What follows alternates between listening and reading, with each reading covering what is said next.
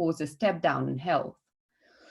And what I often tell my patients is that actually it's not one thing that topples a healthy person off their perch. It's normally a sequence of things that can contribute to them feeling subpar or developing hormonal issues and developing premenstrual issues.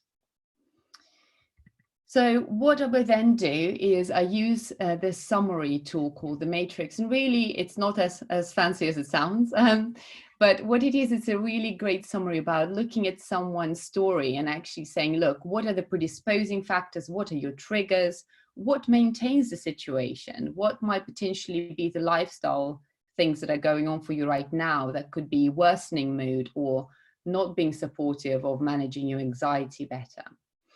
We look at all of the lifestyle factors, and my plans include recommendations on all of those. So we look at sleep and relaxation, how someone moves, what the nutritional aspects are, stress management, and relationships, and the support network, which is absolutely very, very important. Through the testing that we do, so we do quite a lot of biochemical testing, but we look at what's called the center of the matrix, so the physiology of someone, and have a look at how all the different systems work together and where the imbalances are. So when we look at communication, that's a node that's very important for PMDD, because that's where hormones and neurotransmitters lie. But actually, we know that our gut affects the way we process hormones, and our gut affects anxiety and depression. So we have to consider the wider picture, not always focusing down on just the one thing. Because I'm here to treat people, not protocols. That's the difference in the way that I practice medicine. So the way I use functional medicine is as my lens very much. So it's about looking at the whole person, at all of them, at their whole health history timeline, and figuring out what I can do to help. Integrative medicine is really my toolkit. So this is my personal definition. It sounds very fancy just because we had to do it for a specific paper. But really, it's an integration of multiple therapeutic approaches. And that includes conventional medicine when I sometimes have to use it, lifestyle medicine, and various complementary medicine approaches. The whole point of it is to pull all the different things together so they're not disparate. So you're not getting, you know, your nutrition plan conflicting with whatever someone else says, that someone checks the interaction of the medications that you're on and some of the herbal medicine and nutritional supplements you might be on. The idea is to pull it all together in a way that helps the person in the middle of it. So addresses the patient's health issues and enhances their long-term well-being. And the therapeutic relationship to me is very, very important, because the whole point of, I think, treating someone in this way is to empower them to understand their body better, to listen to their body, and to understand what they can do to help themselves. So yes, as I said, the integrative medicine is my toolkit. So I look at the case of the person in front of me from the functional medicine point of view, and I use the integrative medicine as my intervention toolkit. So with PMDD, there's a number of different research. I'm not going to go into it in a lot of detail because I'm sure you'll have lots of other professionals talking to you about it. But there's a number of things that we thought about that could be involved. So of course, hormone levels are involved because we have cyclical changes. And what we are thinking now about is whether some of the progesterone metabolites like allopregnanolone have a role in affecting the brain really in PMDD. There's some early research around about imbalances between early luteal phase estrogen and progesterone, so one of the two main female sex hormones, and also the adrenal dysfunction. That's very, very important. We know that stress exacerbates PMDD, and how do hormones from the stress axis, the HPA axis, interact with sex hormones? So neurotransmitters, sorry, I'm missing a bit there, but neurotransmitters like GABA can be involved. And we also know that from the stress axis, there are certain other things like adrenaline, noradrenaline, and serotonin as well is involved in PMDD pathogenesis. There's also some early research coming out around inflammation and neuroinflammation.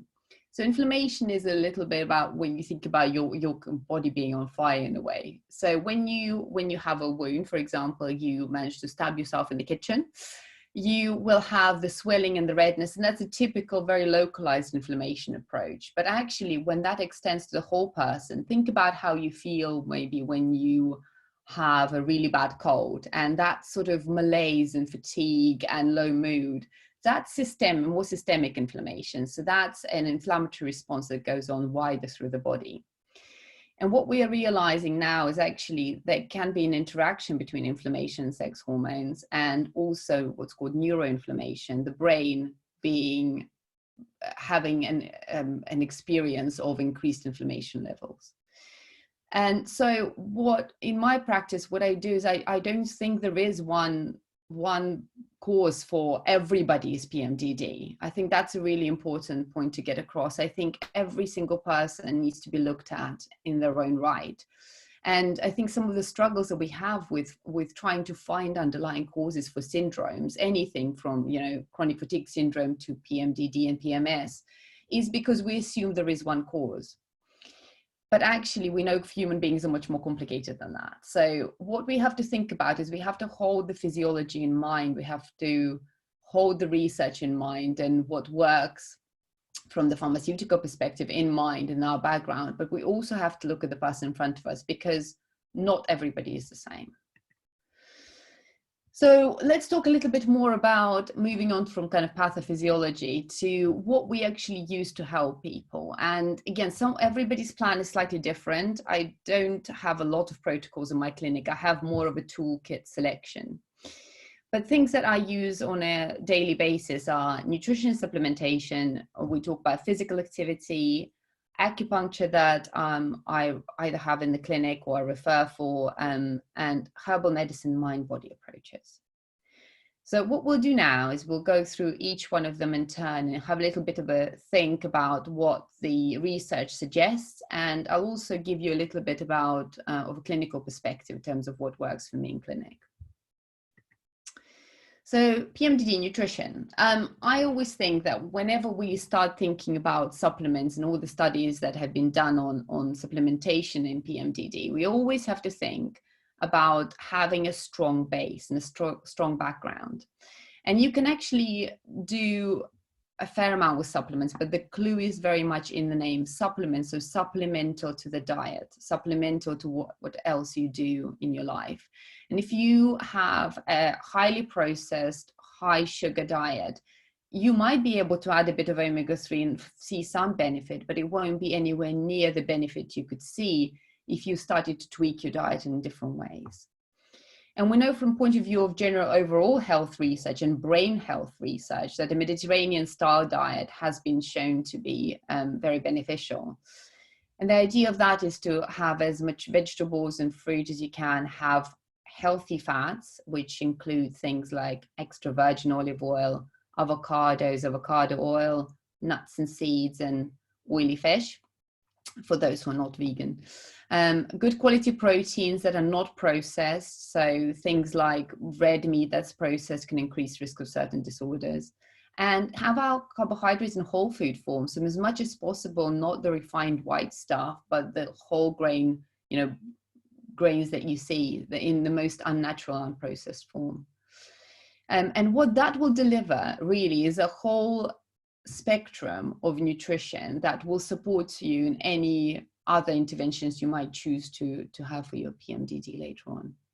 It is also what's called an anti-inflammatory diet if you have the right balance of fats and have less processed fats, and have more of the natural healthy fats in terms of olive oil, nuts and seeds, and oily fish.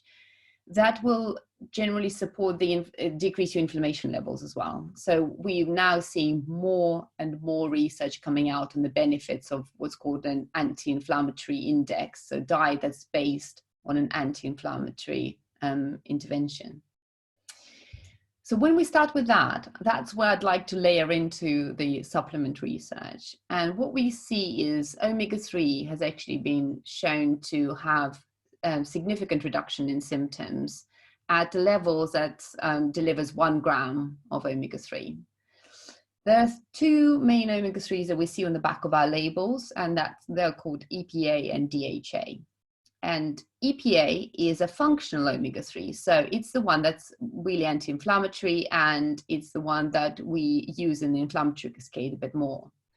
DHA is a structural fatty acid. It's the one that our brain is made of. And the reason that women might take antenatal supplements rich in DHA is to build the baby's brain. So we need both, and it's important that we need both because both can produce anti-inflammatory metabolites, and both are required for us to have a healthy mood. It's really important that when you're thinking about, for example, supplementing with omega-3, that you read the back label. It's crucial that you check the actual content. You will see many fish oils that will have on the front 1,000 milligrams, and when you look on the back and you check the EPA and DHA, you add them up, it will be barely 280 milligrams. So what you have on the front is how much fish oil they have, but how concentrated it is where you need to look at the back. You do need to, I have to say that you do need to consult with a healthcare professional, whether it's a nutritionist or your doctor, prior to taking any supplements, if you have a medical condition or if you have medications that might interact. So we talked about obviously fish oil derived studies, and most of the studies in PMD and PMS have been done in fish oil derived omega-3. Now, vegan omega-3 supplements are available, but they have not been studied specifically, and the doses that you need in terms of having 1 gram or 1,000 milligrams may be harder to achieve. But there may be a role for combination of flax and algal-derived omega-3 supplementation, although I can say there isn't any research that I can use to back that up. It's more about trying to achieve the right doses. So that was omega-3. Let's talk about some of the other micronutrients. B6 is one of the B complex vitamins, and what the recent studies are finding is that both, not just B6, which has been popular for about 10 years in PMDD research, but also some of the broader spectrum multi-nutrient formula that contain more of the B complex, not just B6, can help alleviate symptoms. You have to be cautious, and I think it's important for us to keep the safety in mind, that high dose B6 long-term, really high doses, can actually cause neuropathy, so numbness and tingling in the fingers and the feet. And that's why it's important to consult the right professional. So consulting a qualified nutritional therapist or nutritionist is very, very important. Vitamin D is absolutely crucial, I think, just for overall health and well-being, let alone PMDD. And studies have found that it can actually reduce the emotional ability people feel in terms of ups and downs around their cycle, and can reduce back pain and period pain. Now, vitamin D, we always think about as a bone health nutrient, but actually it's crucial for its anti-inflammatory role and the role in the regulation of the healthy immune system. So the Scientific Advisory Commission for Nutrition in the UK recommends 10 micrograms daily for people, particularly September to March in the UK. But actually the levels that I use in clinic, I will have to say, are very different because they depend on whether someone is actually deficient in vitamin D or whether I'm trying to maintain their levels. So it's important to test your vitamin D and actually supplement to the dose you need, because different people have very different ways of holding on to their vitamin D. We know that there are genetic variants that can affect how well you keep hold of your vitamin D and how much vitamin D you need to maintain the same blood level as the person next door. So vitamin D supplementation, to me, is personalized medicine. It has to be dosed to the person. So you're not going too high or too low to have the benefit that you need. In terms of minerals, the main minerals that have been studied are zinc and magnesium. The 30 to 50 milligrams of zinc have shown beneficial effects on both the physical and the psychological symptoms of PMS. Interestingly enough as well, that some of the studies looked at the antioxidant and inflammatory levels and something called BDNF, which is a brain-derived neurotrophic factor. Think of it a little bit of like miracle grow for your brain. So it's something that your nerve system cells secrete to help promote their growth and their health. So zinc has some pretty good evidence behind it. Magnesium has always had quite a rough rise through the research. So There's evidence for and against it, so evidence saying it's not much better than placebo, and there is some evidence when it's combined with B6 or B complex, then it can be beneficial. So the jury is a little bit out on that one. I have to say, in clinic, if I have someone who experiences a lot of anxiety and trouble sleeping, I do use magnesium in clinic at a dose of about 300 milligrams at night, because it can provide quite a lot of benefits. Cramping as well. So if someone experiences a lot of cramping, that's another indication for its use. For those people who have quite significant exacerbations with stress, so when we look at the adrenal axis and the way that stress affects us, we can actually look at quite specifically supplementing to regulate that. And here phosphatidylserine is one of the nutrients that have been found to be potentially of benefit. And again, it has to be done on a case-by-case basis. So that's really the summary from the nutrition side of things. So the key things that we've talked about is having a baseline of a Mediterranean style whole food based diet that's as anti-inflammatory as possible. And on top of that, there is some good evidence that omega-3, B6 or B complex, and zinc can be beneficial. And there's a couple of other things that are still coming up, or the studies are a bit more equivocal on. So let's talk about movement. That's the next part of my plan that I usually write for my patients. And here there's a raft of studies that talk about different types of movement. And when people ask me, what do you think is the best form of exercise, Dr. Nina? I say anything that you can stick to, because ultimately the key thing is that you move your body in the way that is fun for you and that you can maintain on a regular basis. And when you look at the research, it shows that both aerobic exercise, anything from walking to running to swimming, or other interventions, things that are more mind-body based like Qigong or yoga, have all been shown to be of benefit in relieving symptoms. Yoga is quite interesting. They did a study comparing aerobic exercise and yoga in a small group of people, and they did find that yoga has actually had benefits above and beyond what aerobic exercise could deliver. It also has a good evidence base in terms of looking at the quality of sleep and sleep efficiency and mood support. And beyond PMDD only research, there's a number of studies that show good efficacy in yoga being supportive of mental health. So I use that quite a bit. And yeah, I have to admit my slight bias because I am a registered yoga teacher. Acupuncture. Acupuncture, I find an incredible tool in my clinic. I'm a big fan of acupuncture. And if you go to the right acupuncturist, even if you have a needle phobia, they should still be able to provide you with good treatment.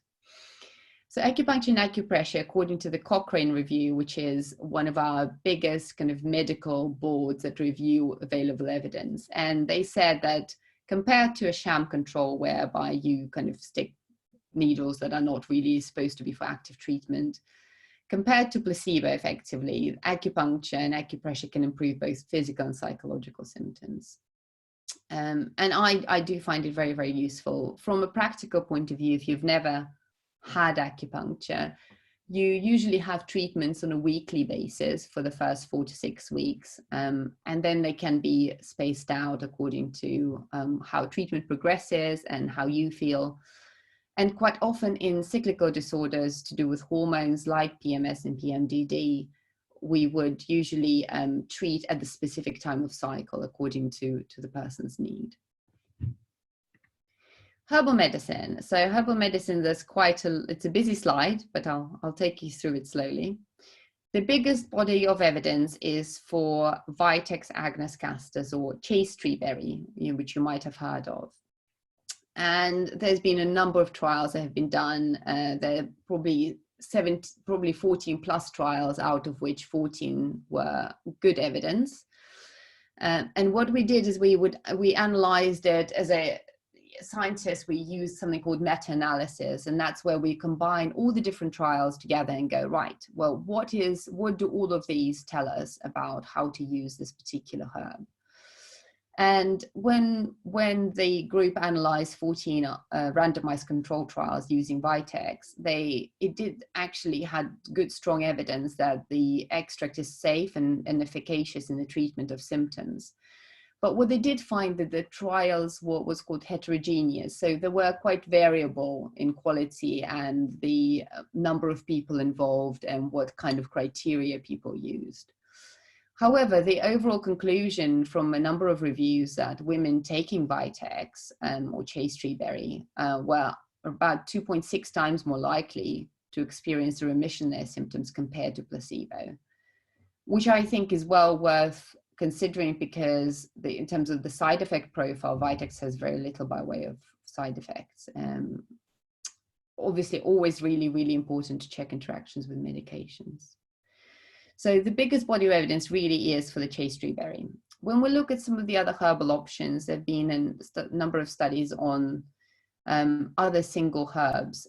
I have to caveat all of this by saying that usually in herbal medicine, the way that medical herbalists use herbs and the way that I would use herbs in practice, we wouldn't often do a single herb. It's quite an unusual situation to study just one thing. So quite often, if you go and see a herbalist, you would actually get a prescription that will involve a number of different herbs, will involve, anything up to 5 or 7 herbs, sometimes more in traditional Chinese medicine. So it's a little bit of an artificial situation as well, studying it like that. But Hypericum perforatum, or St. John's wort, which is a bit of a notorious herbal medicine, has a smaller evidence base, and not all trials agree. Some found benefit, some didn't find benefit. And it, I think, harks back to what I said about PMDD not being the same in every single person. When we look at grouping all women together and doing a trial on them, it assumes that we're going to find the same kind of pathophysiology behind the disorder.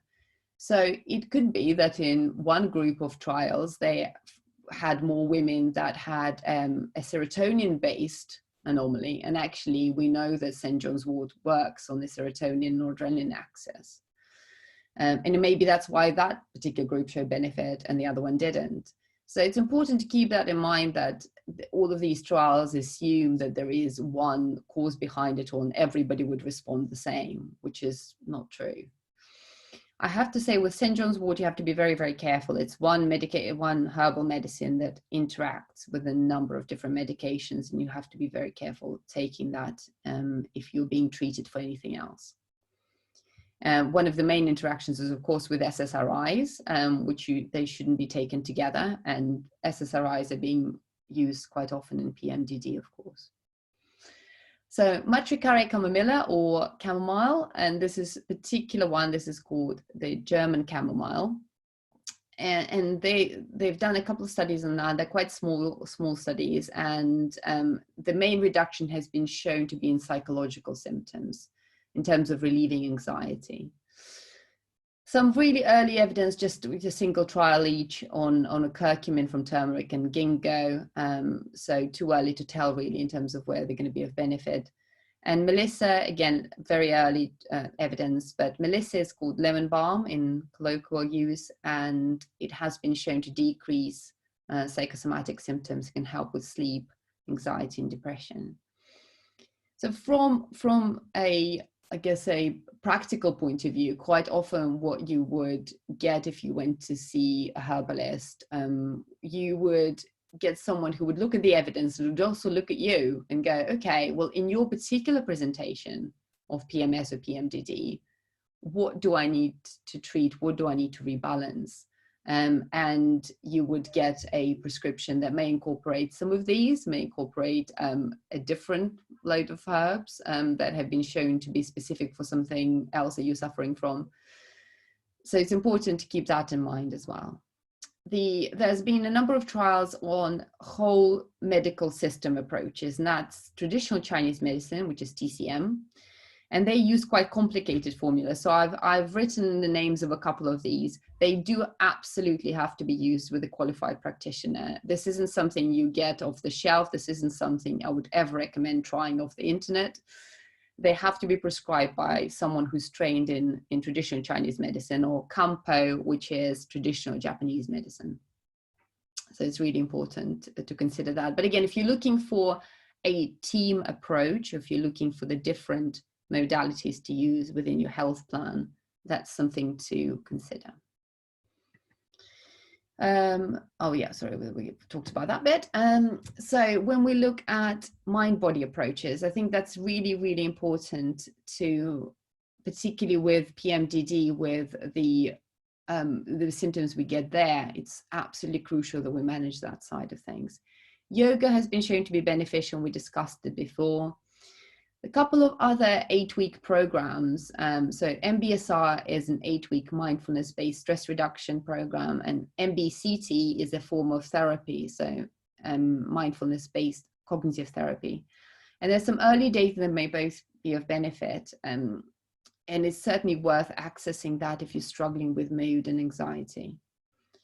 There's also some early evidence of breath work, very, very tiny trials normally coming out of India, because that's where their traditional Indian systems actually still use that within medical practice as well. But alternate nostril breathing is a really great calming technique and balancing technique.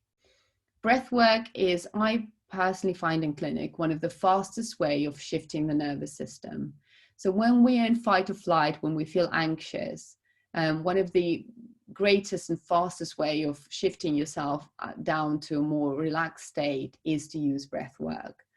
And I use a number of techniques in clinic, anything from 4-7-8 breathing, which is where you inhale for 4, you hold for 7, and you exhale slowly out for 8, to square breathing, which again, you can Google and find a number of methods, or just deep abdominal breathing, again, very, very calming.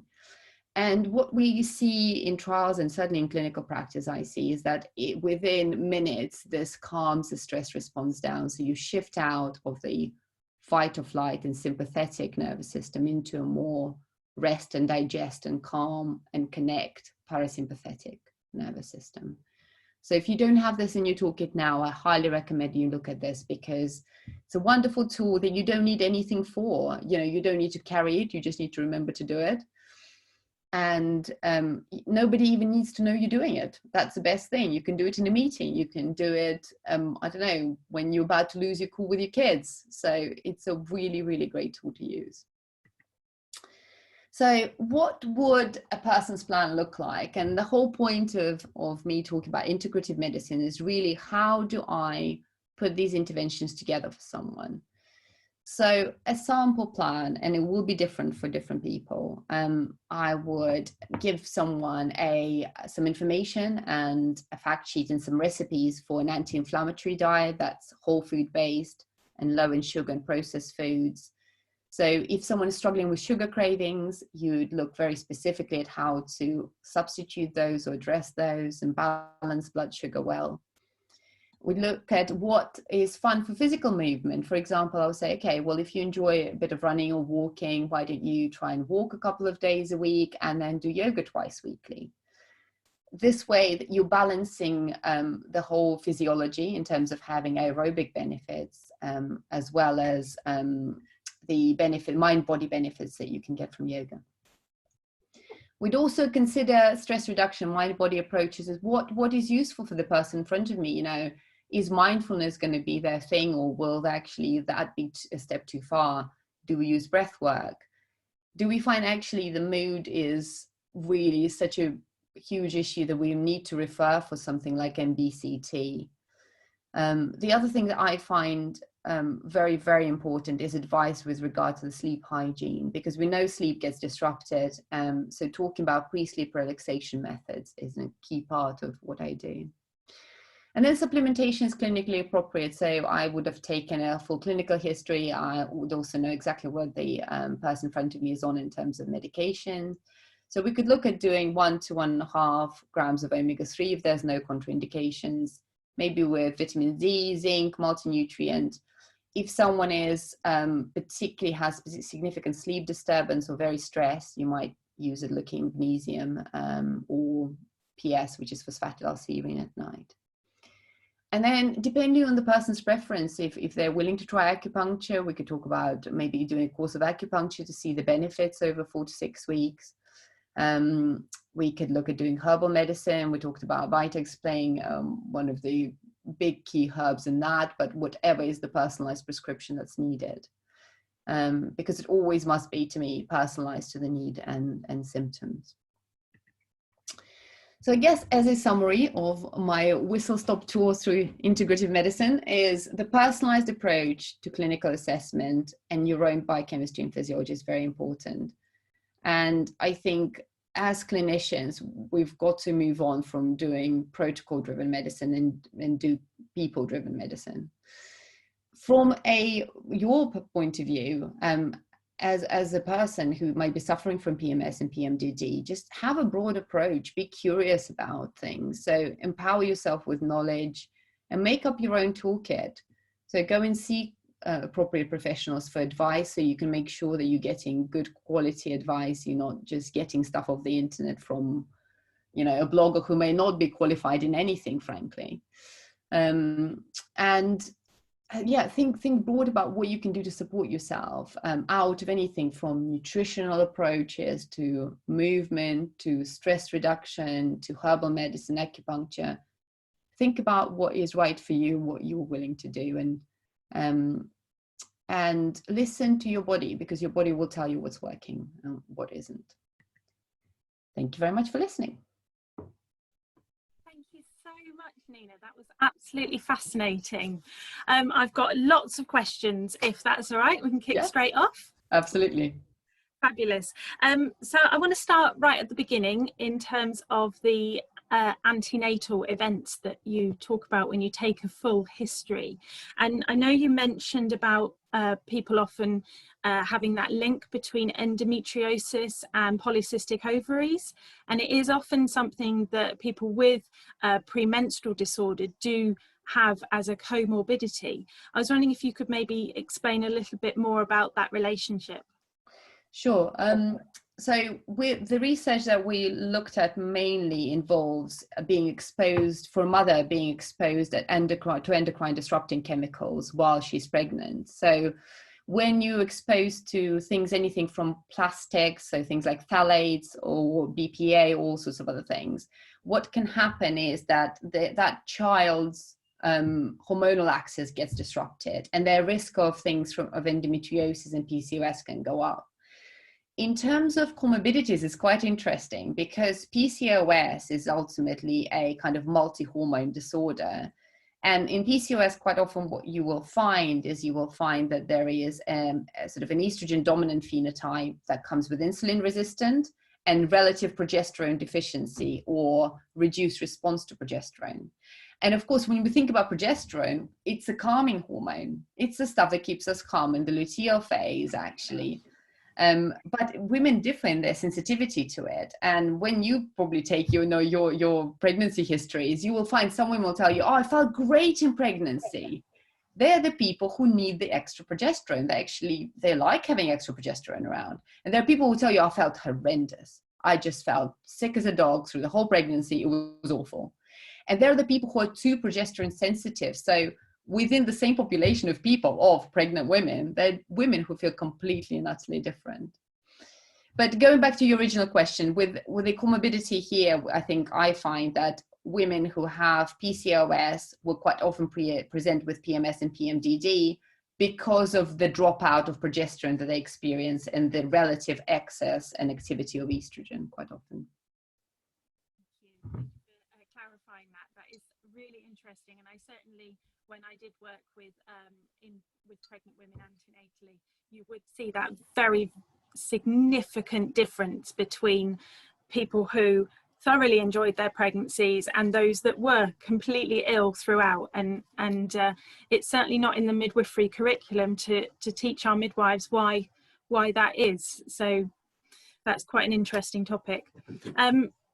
Looking at the history as well, I've got a question that's coming from Rebecca saying, do you take blood tests throughout the cycle to see if there are any hormone imbalances that occur, and if so, where? Or is it just the first main blood test that covers everything? No, you definitely need for the full picture. So usually I don't take blood tests throughout the cycle because it's just too awkward and unwieldy. But what we tend to do is we tend to do an early menstrual cycle test. So usually between days 1 to 3, you take things like FSH and LH and that side of things. It's utterly useless looking at estrogen, progesterone during that time because they're meant to be low. Okay, that's the whole point, the withdrawal of the hormones causing the bleed. So if I want to look at estrogen, progesterone, I want to look at them at day 21 of cycle because that's where the luteal progesterone peak is, of course. And then I want to look at both estrogen and progesterone because I'm looking at the ratios as well. So I would do those 2 blood tests. And if I want to try and cycle track someone, then I use urinary testing actually, because that's something a patient can do at home. And what we are then using is we're not testing estrogen, progesterone directly, but we are looking at their metabolites. So it's a little bit like looking at the footprints instead of seeing the animal, but you still know what animal passed through it. So you still know ultimately what the relative levels of estrogen and progesterone were. So that gives us an opportunity to do that. Also, with the testing side of things, I never ever look at sex hormones alone because that's missing the whole picture. If you're looking at all of your hormone axis, you also have a thyroid axis and you also have an adrenal axis. If I'm just looking and I'm zooming in, I'm missing a whole of you. I'm just focusing down too far. So I sometimes will run people's cortisol, salivary cortisol, to see what that's like. And usually I try and do it at the worst time they can do it because it's a home test. Because that's what tells me what their cortisol is like when they're feeling awful. And it will then also, I will look at thyroid 100% with anything to do with hormone disturbances, because if that's not normal, frankly, nothing can be normal with the sex hormones anyway. Thank you.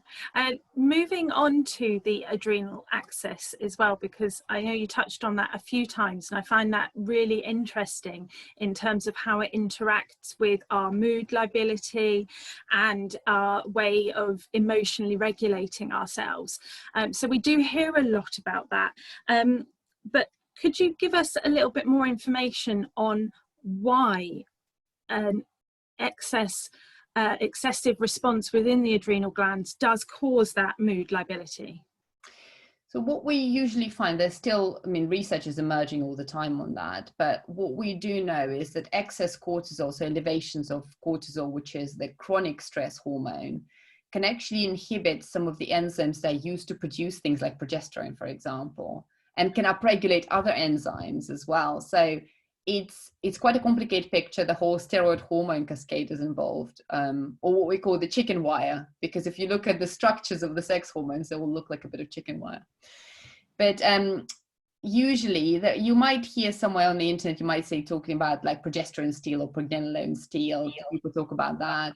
There is no literal stealing of the hormones. I think that's an important point to realize, that no one is stealing your progesterone.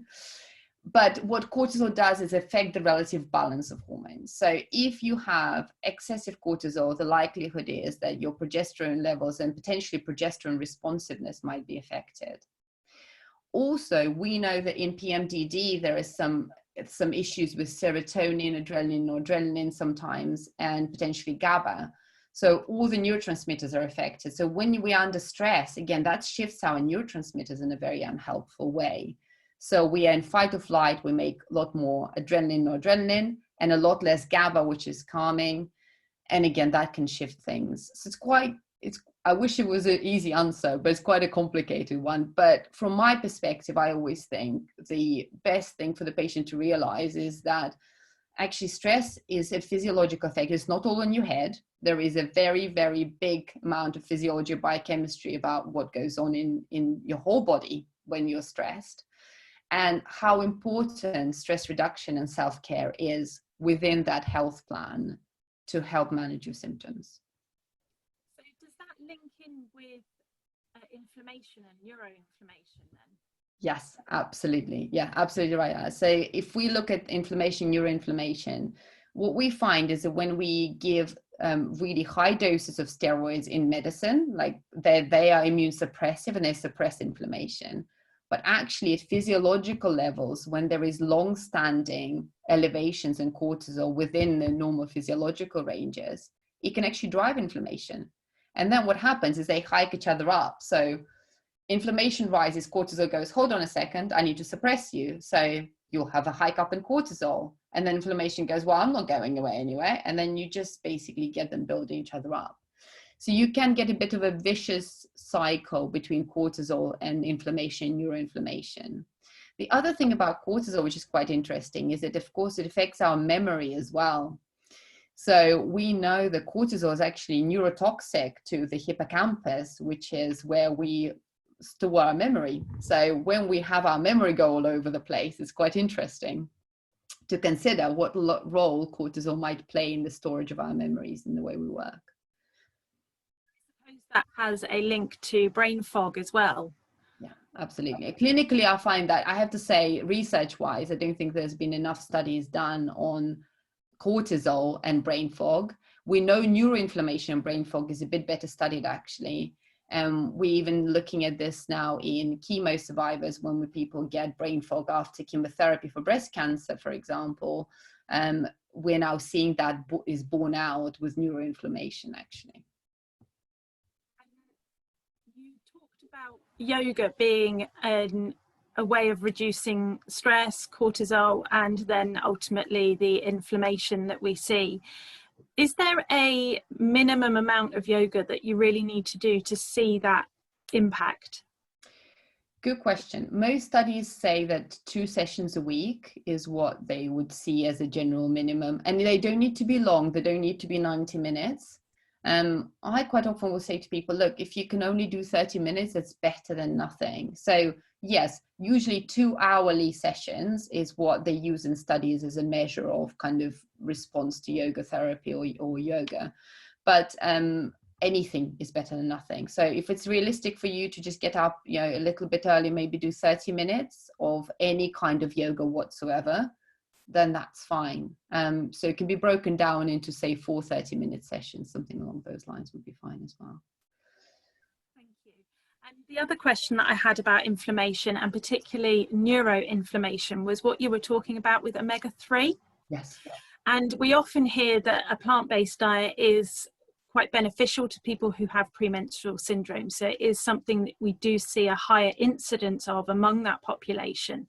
And so are you aware of any natural plant-based sources of omega-3? Yes, absolutely. And that's what we talked about, using a combination of really flax and chia seeds in the diet in combination with algal supplements. As I said, there's no studies on that approach because they haven't studied specifically. The key thing is the devil's in the dose with omega-3. So when people come to me and say, I've tried omega-3, it didn't work, I said, okay, which one did you take? And it would have been, I don't know, a unbranded supplement from somewhere that has 280 milligrams of EPA and DHA. And I'm like, well, that's a baby dose. I wouldn't even actually, give it to a baby probably. But that's not an effective dose. So you need to look at the back and say, look, I want to see 1,000 milligrams of EPA and DHA. With algal supplements, you have to be careful because you can't overdo it. They're very DHA heavy. So because of by necessity, algae have more DHA concentrated in them. So they have a completely different ratio to fish oil, which is quite often more EPA, less DHA. They have the other way around, more DHA and less EPA. So from that perspective, you all always need to combine the two. You might want to have an algal supplement that gives you some EPA and DHA, and then chia and flax at sort of a dose of really 2 tablespoons daily. So it's a good dose that's needed. And that provides you with the upstream, the shorter chain omega-3 fatty acids. So they can both be good. The other caveat I'd like to say about the plant-based diet is I always say, like, I'm very open to all sorts of diets. I can work with people, whatever they eat ultimately. My key thing is whole foods. The reason the plant-based diets time and time again show benefit is because they don't study plant-based people who use twiglets as their main source of energy. They use plant-based people who use fruits and vegetables and natural sources. Because you can be vegan, and I know I have people come to clinic and I have friends who are vegan, but their processed food quotient is too high. And actually what we need is doesn't matter what food you eat, whether you're a carnivore or a full plant-based person, the fruit and vegetables have to be an utterly first part of your food plan, you know, and we are not eating enough of that. We're eating a beige diet. So I'm not particularly surprised that we are coming up with all sorts of chronic disorders. I personally take flaxseed and chia in my breakfast. It's really easy in a yogurt smoothie or on my granola. So it's not a hard thing to add into the diet, definitely. And the other thing to say is, obviously, milled or soaked is the key thing with chia and flax, because otherwise you're not able to access your omega-3s inside. So I wanted to move on to talk to you about the herbal medicine element of your presentation, which again I found absolutely fascinating. And one of the things that we see an awful lot on the PMS and PMDD forums is discussion about Agnus cactus. There is an awful lot of discussion that we see about that. Are there any key contraindications to taking that? Good question. Somewhat, I would say anyone with unexplained gynae symptoms who hasn't been thoroughly investigated is always a contraindication to anything, I think, because if you've had an input in terms of, you know, scans and the relevant blood tests and you haven't been found to have anything else, then you'll be safe to take herbal medicine as long as your practitioner agrees. But if you have any unexplained bleeding, spotting between cycles, anything like that, that's not had a proper investigations, I wouldn't take it. Otherwise, it's some pituitary disorders. It would be one of the contraindications because it does have an impact on the what's called the HPG axis, so hypothalamus, pituitary, and ovarian axis. Nothing very much that I can think of. Obviously, you don't take it during pregnancy. Because that's not a good idea. And I sometimes use it occasionally, you know, when someone is preparing for a healthy pregnancy, you can use it to regulate cycles at some point. But you obviously would stop that as soon as you got a positive pregnancy test. So for me, it's unexplained gynae symptoms, any pituitary disorders, and any hormonal dependent cancers and stuff like that in the family would just need to be checked out. And pregnancy. How does it actually work then? Because it's really hard to find reliable information on the internet about this, and it's often misunderstood. Yeah, very true. So it's quite a complicated way of working, and usually what we think it is, and again, we haven't worked it all out, being very realistic, the reason we can't find a lot of information is because it needs to be studied a hell of a lot more. But what we think is happening is that it actually normalizes the pulsatility of your pituitary, what's called GnRH. So you're releasing hormones that normalizes your estrogen progesterone balancing. So what we think it is acts at the level of the pituitary, actually, not to the level of the ovaries. But the overall effect is to have a much more balanced estrogen progesterone, right? Particularly really supporting healthy progesterone levels, not excessive, not too little, kind of Goldilocks right in the middle. But as a precise mechanism in terms of with all the molecular biochemistry, we're still struggling on getting a proper consistent idea of it. The reason it's also taken in the morning traditionally is quite interesting, is because that's where the GnRH pulsatility, we think that has most impact on that. So traditionally, it's always been advised, particularly in Germany, where lots of their GPs actually trained in herbal medicine as well, is to take it in the morning as a single dose. And it's the theory behind that is because it coincides more with that type of activity. But no one's proven this, I have to say. No, but anecdotally, you do hear an awful lot of positive things about Agnus cactus. So I was really delighted that you brought that up. And it's not that easy to get hold of either. So what should a patient look for in terms of if they were buying it independently? So usually if they're buying it independently, with the whole usual caveat of check your medications and interactions, the important thing is that it comes from a kind of reputable company with GMP, so good manufacturing practice. You have to have all of that on the label. Ideally, I'd want to combine it. So I very rarely would give Vitex on its own. And there are a number of products that would do things like Vitex, B6, and some magnesium in it. And that's actually pretty good as a combination product to start with. But just watch the B6 dose. Sometimes they can be standardized. So standardized extracts, they have been actually looked at for specific products. So with Agnus castor, sometimes it can be agnoside or something along those lines. So yes, look for GMP, look for a reputable brand anyway from the supplement perspective. Ideally try and, so you're not having to swallow a whole ton of pills from practical perspective, try and get something that's a good combination product.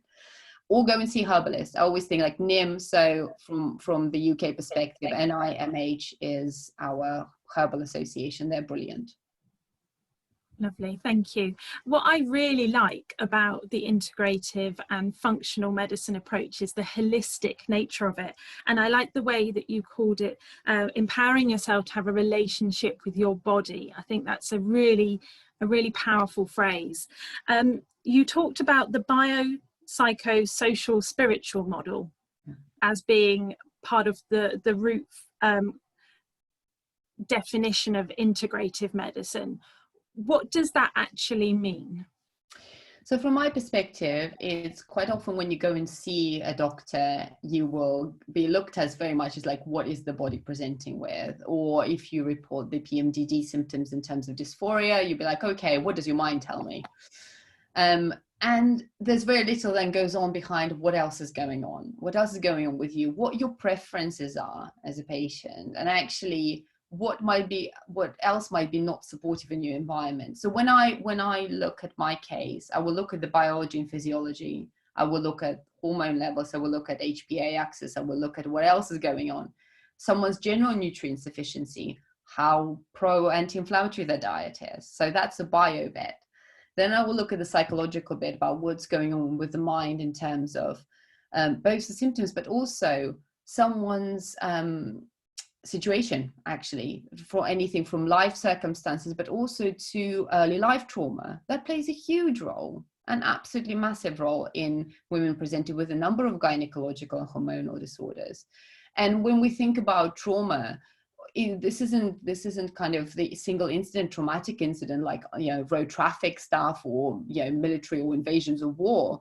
This is anything from, the stuff we always think of as trauma, as childhood abuse, to neglect. Neglect is actually a huge problem for children, and it's not such a big thing as abuse almost, but actually can be just as emotionally damaging. So looking at all of that history is absolutely crucial for me to establish how I can help that person best. So the social aspect is absolutely relationships, because we know that when women are affected by PMDD and they have a partner or they have a family, the whole family is affected by PMDD. And the guilt that comes with it for the woman, but this isn't something that's your fault, but equally you feel like you're not yourself. Sometimes women say to me, half the cycle I feel like I'm not me. I get 2 weeks on, and 2 weeks I'm feeling like I'm a completely different person.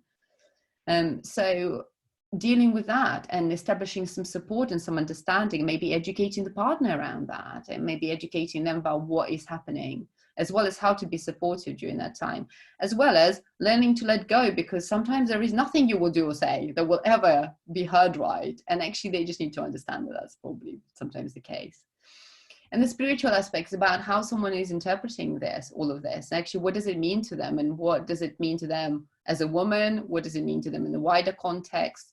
What the preferences for treatment are. Some women are very much, give me the drugs, which is absolutely fine. And some women are like, I don't want to touch an SSRI, and I don't want to touch a lot of the other things. And I'm like, that's fine. Okay, well, let's work with this. It's whatever you want and everything in the middle. And I, as a doctor, sit squarely in the middle. My first course of intervention is always lifestyle first, always, because without that, we actually know that SSRIs are less effective if you don't have your lifestyle right. There have been studies done on that. So, so that's kind of, I guess, how I wrap this all up in my ultimate plan. That leads me on to a question that's come in from Rebecca about looking at the whole picture.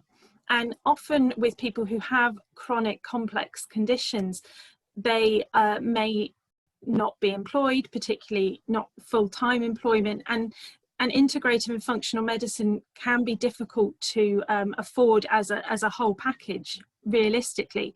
So do you have any suggestions on the route that could be started with, so it can be done in sequence rather than concurrently? Absolutely. And also you can, I would say, access parts of the things as you go along. So anyone who's listening now are very welcome to also email our practice to get a kind of a basic anti-inflammatory diet guide. I'm very happy to get people started with that. But that's, to me, that's the first bit you do. The first bit is if you can get a whole food-based anti-inflammatory diet, which you can absolutely do at home.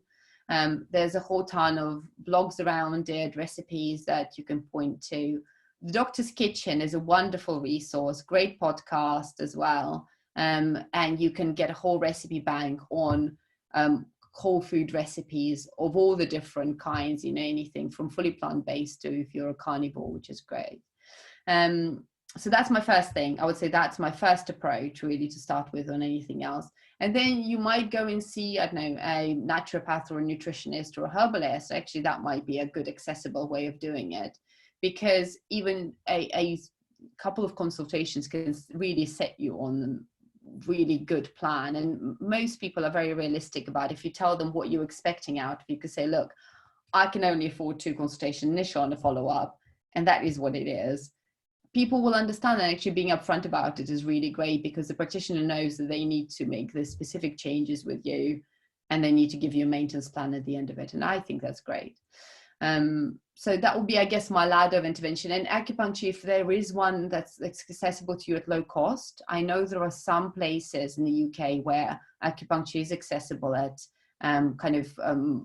multi-patient clinics, whereby you literally kind of go into almost like an acupuncture ward and that could be accessed. Then yeah, 100%, that would be another absolutely key intervention to try. But privately, acupuncture obviously does cost a fair amount of money, so it's tricky. Nutrition first. I always think nutrition, lifestyle first. Breathing doesn't cost anything. Food you have to buy anyway, so you might as well buy good quality stuff if you can. So start with those things that you can do. And again, yoga, tons of resources online. You know, Yoga with Adrienne is, some of my younger patients love this one. It's all free. She does a 12-minute pre-bed wind down that people really enjoy. Breath work. Rebecca Dennis runs a really great podcast called And Breathe, and she has lots of information on her website. So start with those, start with the free stuff. You can absolutely do most of this. Walking, you know what, put on any pair of shoes and go walking. You know, again, it does not have to be expensive. And from my perspective as a clinician, I actually only really want to see people who've tried all this stuff and are still not well, because actually that's when I can bring in the added value. I would rather that no one came to see me before they tried an anti-inflammatory diet, because actually that would be the first intervention I'd recommend anyway. So yeah, I would say there's lots and lots you can do for yourself. Thanks, Nina. And that kind of covered my next question about the breathing. I think the breath work that you talk about is really valuable, and certainly something that I found really helpful. It's so simple, but it can be really hard to get your mind in that place when you're having that PMDD crisis of remembering to do it as well. It's that practice. So it's certainly something. So thank you for those suggestions of where people can go to learn it. And I know that it's a big part of yoga and Pilates as well, isn't it? Absolutely. And also the other thing I would always say, if you're trying to learn a new technique, like a breathing technique, practice when you're not in a crisis first, actually, because practice when you're feeling relatively well during your best time of the cycle, so that you can then pull it out of the bag. Because otherwise, trying to breathe when you are off the roof anxious, I mean, for the first time, and you have to go, what was I supposed to do again? You know, it's a little bit like throwing someone overboard going, you haven't learned to swim, but go on then. You know, it's just not possible. So try and practice when you're calm and relaxed in the best time of your cycle first, then you're able to pull it out of the bag when things get really bad. It's certainly something that as a midwife I taught in the antenatal classes, and also something that I experienced when I had dialectical behaviour therapy, which is another form of CBT, DBT and MBT. So that's really interesting. The one thing that I wanted to move on to before we finish today was about how we can empower people to get their healthcare providers to get on board with the integrative and functional medical model. Do you have any recommendations on what people who are here listening today can take away with them and go to their GP with? Sure. I mean, from the point of view of it's tricky, honestly, realistically, I can tell you it's tricky because there is a lot of resistance, because ultimately when we're thinking about medical education, I can tell you in all of my years of medical training, in all of my years in science training, I had 2 hours of nutrition, 2 hours. Now that's years of medical training. So don't expect your GP to be an expert in any of this stuff, and don't expect them to necessarily even know about this stuff, because actually it's not part of what we do as pure medics, and all of that training I had to go out and get myself.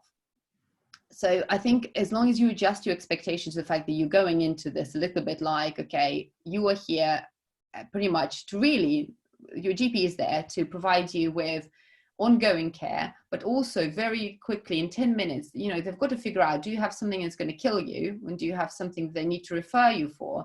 And realistically, I think we also have to adjust our expectations of healthcare, is that we're very lucky to have an NHS that's free at the point of care. We only have 10 minutes. I mean, I can tell you as a doctor, I spend 90 minutes with my patients making up their first timeline and doing that. But that's because I've got the time. In 10 minutes, literally all you can do sometimes is rule in or rule out some very, very important pathology. So as long as you go prepared, and I think you can say, look, I mean, and you're not expecting your GP to be the authority on all of this, because I think it's a tricky situation to be in where GPs feel like they have to be these arbiters of all health information, but they can't be. I mean, I can tell you, yeah, with my practice, I have millions of things to keep up on. No one can know everything. So as long as you start that conversation from a point of view, I wanted to help myself and I wondered what you thought about X, Y, and Z, and come with some printouts that come from a reputable source. So usually any of the charities would be a good source to get the information from. Scientific information comes from something called PubMed. So that's a Google for research effectively. So if you put in Agnes Caster's PMDD, you will see a whole ton of studies that come up on that, for example. So again, going with something like this, saying, I wonder what you thought of that. And do you think you or someone else could check my interactions for me? And that's fine. I think it's about working in a collaborative model, and I think on both sides, readjusting expectations of what can and can't be delivered in 10 minutes as well. Absolutely, I completely agree. The scope that GPs have to have an awareness of is vast. So to go armed with information, data, and knowing what you want, being empowered by education is so valuable. Do you have any recommendations on where people can get more information? I know you've put loads of references on your presentation, which I will send out to the attendees if that's okay. Yeah, absolutely. But where can people go to get information, and how can they find you? Sure. Well, our website, I think, hopefully should be somewhere on the resources, but come and find us if you have any information you want on the anti-inflammatory diet or phytonutrients, which is basically plant-based colorful nutrients, and we can send that information out. IFM, so Institute of Functional Medicine, have their own website. They have a free course on there as well. If you just sign up as a free member, they have a free course on there on functional medicine, have some videos on there. They also, so there's some also great podcasts and things to access. So I love Dr. Chatterjee. He is great. So his podcast is brilliant, and any of his books I think are a great place to start any kind of lifestyle medicine intervention. So the 4-pillar plan or the stress solution are the ones that I really like. And if you're very short for time, his most recent one is the 5-minute one, which is excellent as well. So that's free resources. Again, Doctor's Kitchen I've mentioned. Doctor's Kitchen is great for whole food-based diet. Again, great podcast. Dr. Owl is great. He's just great fun as a person as well. IFM has some resources and it has a Facebook page, and they will put out some things like that. Dr. Mark Hyman is kind of the flagship guy in the US for the functional medicine movement. And he puts out a lot of content on social media as well. So his Instagram profile, Facebook profile are good places to have a look at. And I think, and hormone specific stuff is a bit tricky, I have to say. There's just so many different angles on things and so many different opinions from people. So for the hormone side of things, because it's so personalized, literally, if I wish I could give you like, this is the best resource ever. The Rushing Woman Syndrome as a book by Libby Weaver. She's a US doctor, but she probably is a good place to start. I wouldn't necessarily agree with everything in the book, but it's more about explaining your hormones in a really friendly way. It's quite a nice way of doing it. And the thing I like about that particular book is that even though the recommendations are kind of almost a separate thing, but if you just read it from the point of view of educating yourself around what your sex hormones do, what your adrenal hormones do, and what your thyroid hormones do, then that's a brilliant resource for that, for plain language summary of what on earth is going on in your body, how they all interact. And why does stress send you loopy on some cycles, and your cycles are completely different from month to month? And, you know, one cycle you'll have horrific PMDD and the other cycle is okay. Well, that's down a notch by about 30%. And what happened there? And the other, I guess, self-empowerment tool I would say is keeping track. So keeping track of your cycles and your symptoms so that you can assess the efficacy of an intervention. Every single time someone comes to see me in clinic, they get to fill out their symptom questionnaires, so that I don't just hear the subjective, I also see the objective bit about whether something is actually helping. Particularly with lifestyle stuff, I'm sure you find this, Alice, as well. It's because it's a slow road, it's slow changes. This isn't dramatic. Ta-da! It's it, you're cured. That means that actually it can creep up on you, and you can kind of go, I don't know if it's working or not. And so actually looking back on your diary via whatever period tracker you use or symptom tracker you use, you can kind of go, okay, right, I can see that, you know, my pain days, maybe my anxiety scores have gone down a bit, and you can adjust it yourself. Because from my perspective, I always tell my patients, you are the boss of your own body and you are the expert of your own body. I may know a hell of a lot, but only you can tell me what your body is telling you. So that's a really important thing to say, is you are ultimately in the power seat here. And unfortunately, with the way that medicine has gone, it's become a more paternalistic relationship whereby I tell patient does. But this isn't the way that it's meant to function, and particularly in women's health, where there is so much that we bring, I think, behind us as well, our whole family, the other stuff we hold on our shoulders. It has to come from us, and it has to be empowered by us leading this, I think. That is a huge amount of information, which is wonderful. And how can people get hold of you? The reception email is the best one. So when you go on our website, there's a reception email. We currently have a really long waiting list, but if you contact us, we'll be able to direct you to other people who may be able to help. And there are amazing professional associations that you can always look up. And the other thing is always, I would say, research the person you're going to see, or get a chance to speak to them, or have a look at what content they produce on things like social media or their website. Because you want to find someone who's aligned with your values, and who can give you the approach that you need. There are millions of people out there. You just need to find the kind of the right person for you who'll be able to work with you. And the end goal, I think, in all of this, for me, certainly, is to get everybody to a point, get the woman to a point whereby she walks out with a maintenance plan. She knows what to do to self-regulate, and she knows what to do if things go wrong. So she goes, okay, well, I feel better now, great. But I go, okay, well, contingency plans. What's your SOS? What do you fall back on? If things are more stressful, what self-care tools do you bring? What's in your toolkit? And I think that's what we have to, even if we can't access it in a paid way, it's what we have to build for ourselves and access for ourselves. Thank you. I can't thank you enough for giving your time today to talk to us about this fascinating subject. Thank you so much, Dr. Nina. I really appreciate it. Thank you, Alice. And any questions, guys? If anyone has anything, just obviously let me know and contact us for resources. Well, thank you so much. Bye, everybody. Bye-bye, Dr. Nina. And that brings our webinar to a close today. We hope that you have gained as much from this as I certainly have. I'm absolutely fascinated by this topic, and I'm certainly going to do some more reading on it. I would like to invite you to our next webinar where we're going to be talking all things sex and relationships in the menopause with the one and only Diane Danzebrink, and that is on the 22nd of August. So in the meantime, stay safe and have a lovely weekend.